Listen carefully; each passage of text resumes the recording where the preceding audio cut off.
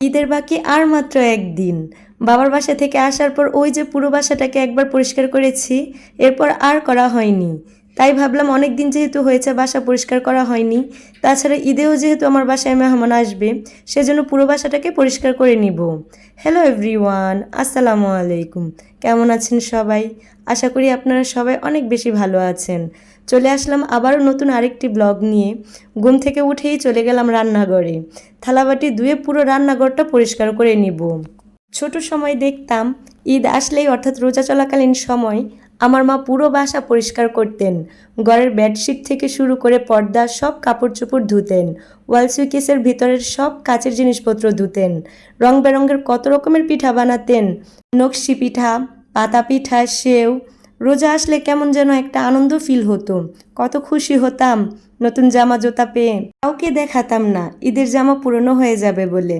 এখন কেমন যেন সেই দিনগুলো হারিয়ে গিয়েছে। এইদিকে আমি থালাবাটিগুলো ধুয়ে নিচ্ছি, অন্যদিকে আপনাদের ভাইয়া পুরো বাসায় যেহেতু অনেক মাকড়সা বাসা বেঁধেছে, সেজন্য পুরো বাসার উপরের দিকটা থেকে মাকড়সার বাসা পরিষ্কার করে নিচ্ছেন। এরপর আপনাদের ভাইয়া ডাইনিং টেবিলের চেয়ারগুলো পরিষ্কার করে নিচ্ছেন। চেয়ারগুলোতে এত ময়লা জমেছিল, আমি যেহেতু ছোট বাচ্চা নিয়ে একদমই পারি না এগুলো পরিষ্কার করতে, সেজন্য আপনাদের ভাইয়া এগুলো পরিষ্কার করছেন। এই তো এই দিকটায় আমি বাবুর সব কাঁথা, বেডশিট অর্থাৎ সব ধোয়া জামা কাপড়গুলো ভাঁজ করে নিচ্ছি। একটা বাসা তখনই অনেক পরিষ্কার লাগে যখন সে বাসার সমস্ত জামা কাপড়গুলো গুছানো থাকে।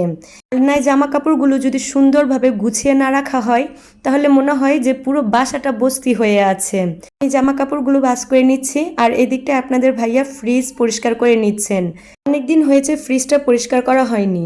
ফ্রিজের ভেতর থেকে হালকা বাজে স্মেল পাচ্ছিলাম। অনেকদিন ধরে ভাবছিলাম ফ্রিজটা পরিষ্কার করব, কিন্তু সময় হয়ে উঠছিল না। এখন আমি খাটটা ঝেড়ে পরিষ্কার করে নিয়েছি। এরপর আমি আপনাদের ভাইয়া সন্ধ্যার দিকে শহরে গিয়েছিল পাঞ্জাবি কেনার জন্য। বাবু আর আপনাদের ভাইয়ার জন্য সাদা পাঞ্জাবি নিয়ে এসেছে, আমি তাই দেখছিলাম সেম কালার, কালকে সকালে পরবে বলে। এই তো আমি এই দিকটায় পাঞ্জাবি দেখছিলাম, আর অন্যদিকে আপনাদের ভাইয়া সেন্টার টেবিল আর ডাইনিং টেবিল পরিষ্কার করে নিচ্ছেন। ডাইনিং টেবিল পরিষ্কার করে আপনাদের ভাইয়া পুরো বাসাটাকে ঝাড়ু দিচ্ছেন। অনেকেই বলতে পারেন এই কাজগুলো আমি না করে আমার হাজব্যান্ড কেন করছেন। আমার বাচ্চাকে যেহেতু টিকা দেওয়া হয়েছে, সেজন্য বাবুর শরীরে অনেক জ্বর অ্যান্ড অনেক কান্নাকাটি করে, তাই আমি আর এই কাজগুলো করতে পারছি না, আপনাদের ভাইয়া করছে। এই তো আপনাদের ভাইয়া পুরো বাসাটাকে ক্লিন করে নিচ্ছেন। এই তো পুরো বাসা পরিষ্কার করার পর আমার ডাইনিং রুমের ফাইনাল লুক। এইদিকে আমার ড্রয়িং রুমটাও পরিষ্কার করার ডান। আজকে এ পর্যন্তই। ভিডিওটি ভালো লাগলে লাইক, কমেন্ট, শেয়ার করে দিবেন। ভালো থাকবেন সবাই আর আমাদের জন্য দোয়া করবেন। আল্লাহ হাফেজ।